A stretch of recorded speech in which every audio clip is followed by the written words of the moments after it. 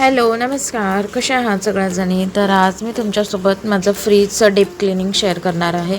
कारण खूप घाण झाला होता फ्रीज आणि मला हा क्लीन करायला घ्यायचा होता.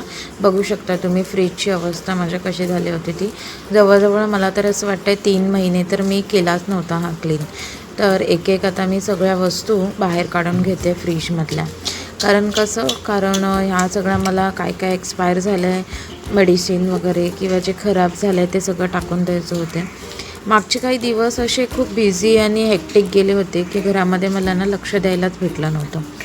त्यामुळे मग मी फ्रीज हा थोडासा पेंडिंगच ठेवलेला. बाकीचं पण मला क्लिनिंग आता हळूहळू स्टार्ट करायचं आहे. तर आधी मी बोलली फ्रीज आधीच खूप रोज उघडल्यावरती समोरच दिसतो आहे. तर आधी मी बोलली आधी आपण फ्रीजच स्टार्ट करायला घेऊया. सगळं मला जे सामान होतं ते मी एक एक करून सगळं रिमूव्ह केलं. त्यानंतर हे सगळे ट्रेस वगैरे असतात ते सगळे मला क्लीन करून घ्यायचे होते. तर ह्याच्यासाठी ना मी एक मॅजिक असं लिक्विड बनवलेलं. तर बहुतेक जणांना माहितीसुद्धा असेल, बट मी हे फर्स्ट टाईम मला ट्राय करणार होती. कारण मी त्याचे रील्स आणि यूट्यूबवरती वगैरे खूप बघितलेले. तर बेसिक आपल्याला तर असं असतं की बॉटलमध्ये आहे ना, माझ्याकडे स्प्रेची बॉटल होती, त्याच्यामध्ये पाणी, त्याच्यानंतर डिशवॉशिंग लिक्विड आणि त्यामध्ये विनेगर आणि बेकिंग सोडा हे सगळे इन्ग्रेडियंट ॲड करून मी जे लिक्विड बनवलं ना, एकदम भारी लिक्विड झालं होतं. कारण जसं मी ते स्प्रे करत होती ना, 2 मिनटात रब केल्यानंतर तो जो पूर्ण घाण होती प्लस एकदम फ्रेशनेस आणि क्लीन चकाचक फ्रेश, हात जरी फिरवला तरी असं वाटत होतं की कशाने घासले वगैरे. तर मध्येच मॅडमचा अभ्यास पण चालू होता, ते पण तिला सांगत होती. आणि मग ह्या लिक्विडने मस्त व्यवस्थित असं मी आतून बाहेरून डीप क्लिनिंग करून घेतली होती.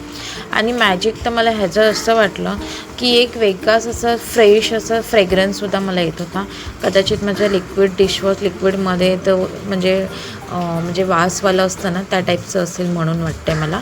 पण मी जे हे मॅजिक लिक्विड ट्राय केलं ना, ते मला खरंच खूप आवडलं. आता तुम्ही हे बघताय की ते सोया सॉसचा डाग पडला होता, तो पण थोडासा स्प्रे केला कपड्याने छोटंसं पिळून, त्याच्यावरती हलकंसं फिरवलं तर व्यवस्थित काहीच म्हणजे स्क्रबिंग करण्याची गरजच नाही पडली. आता बहुतेक वेळेला काही जणं भांडे घासायचा काथ्या असतो किंवा स्पंज असतो त्याने पण करतात, बट मी माझ्या फ्रीज अजूनपर्यंत नाही हात लावला त्या स्क्रबरचा. मग ह्याच्या आधी माझ्याकडे एक हॅपी प्लॅनेटचं लिक्विड होतं, तर ते मी यूज केलेलं. ते संपल्यानंतर मग मी बोलले की चला आपण होममेडच ट्राय करून बघूया की बहुतेक जणं सांगतात तर कसं त्याचा रिव्ह्यू वगैरे असेल. तर मला जास्त वाटतं जास्त इफेक्टिव्ह नसेल, पण मी लिटरली सांगते तुम्हीसुद्धा यूज करून बघा. एकदम छान असा रिझल्ट मला ह्याचा भेटला होता. तर ते सगळं लिक्विडने आहे ना, मी सगळीकडे स्प्रे वगैरे करून व्यवस्थित वाईपआउट करून फ्रीज ओपन करून ठेवला होता. म्हणजे अशी व्हेंटिलेशन भेटेल फ्रीजला, आतमधून सगळे काही वास वगैरे असेल तर निघून जाईल.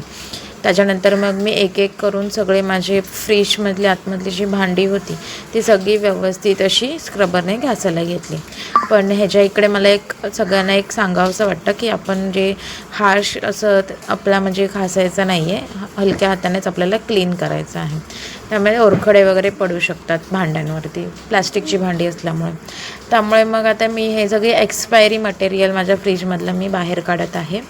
सॉसेस वगैरे, आमच्या मुलींना कशी सवय आहे, फ्रीज काही झालं की आधी फ्रीज खोलायचा.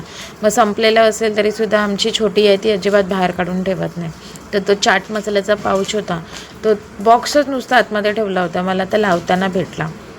तर सगळं जे अनवॉन्टेड थिंग्स होत्या त्या मी व्यवस्थितपणे काढून ठेवल्या. आणि माझा जो हा खालचा कप्पा जो आहे ना, त्याच्यामध्ये ना मी माझे कडधान्य म्हणा किंवा पीठ असं छोट्या छोट्या क्वांटिटीमध्ये असतं ना, पीठ म्हणा किंवा डाळी म्हणा. डाळीमध्ये फक्त आय थिंक उडदाची डाळ आहे, बाकीची दोन्ही डाळी ज्या असतात आपल्या रेग्युलरच्या त्या बाहेरच असतात. असं माझं बेसन, रवा वगैरे मी ना आतमध्येच ठेवते. कारण आहे ना आमच्या इकडे असं आहे, ओपन स्पेस असला ना की किचनच्या इकडे भांडी चिकट होतात, मग मला ते नाही आवडत. त्याच्यामुळे मग मी प्रेफर करते की हे खालचा माझा कप्पा बराच असा मोठा आहे, त्याच्यामुळे व्यवस्थित माझं जे मंथलीचं सामान असतं रॅशनचं छोटं तर ते त्याच्यामध्ये आरामशीर बसून जातं. तर ह्या ज्या शीट होत्या त्या मी आहे ना ऑनलाईनच मागवल्या होत्या, जेणेकरून आपण कोणती पण भांडी काढताना ओरखडे पडायला नको. त्या ॲक्च्युली ती काच आहे, तर त्याच्यासाठी मी एक सेफ्टीसाठी ते घेऊन ठेवलं होतं. पण ते खूपच युजफुल मला झालेलं आहे. कलर पण त्याचा तर थोडासा फेंट होत चाललेला आहे. तर बघूया, अजून चालते तोपर्यंतच यूज करायचं. तर मी माझी जे पण भाजी वगैरे असते ना ती अशी कंटेनरमध्ये स्टोअर करून ठेवते. प्लास्टिकचे कंटेनर मी मिशोवरून ऑनलाईन घेतले होते. हे जे 2 आहे टोमॅटोवाले तर ते मी लोकल शॉपमधूनच घेतलेले. दूध असतं, एक भाजी होती माझ्याकडे ती मी साफ करून ठेवलेली, कंटेनरमध्ये भरून ठेवायची विसरलेली. त्याच्यानंतर मग मी जे 2 औषधं आहेत बेसिक अशी तापावरची आणि खोकल्यावरची ती मी नेहमीच माझ्या फ्रीजमध्ये ठेवणं पसंत करते. कारण कसं एमर्जन्सीमध्ये आपल्याकडे असलेली बरी. त्याची पण एक्सपायरी वगैरे मी व्यवस्थित अशी चेक केली आणि ती पण मग मी ठेवून दिली. हे फूड कलर आहेत 2. कधी कधी मी बिर्याणी वगैरे बनवते ना तर त्यासाठी ते यूज होतात.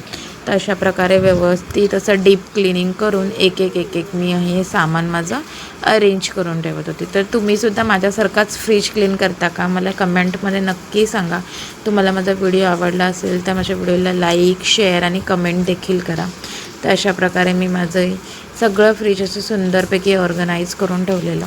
एक आहे ना वेगळं सॅटिस्फॅक्शन भेटतं. असं फ्रीज डीप क्लीन झालेलं असेल ना तर सारखं उघडताना पण मजा येते उघडायला आणि जरा खूप मस्त असं वाटतं. कारण खूपच क्लीन निघाला होता त्या लिक्विडने. नक्की ते लिक्विड एकदा ट्राय करून बघा. Okay, bye.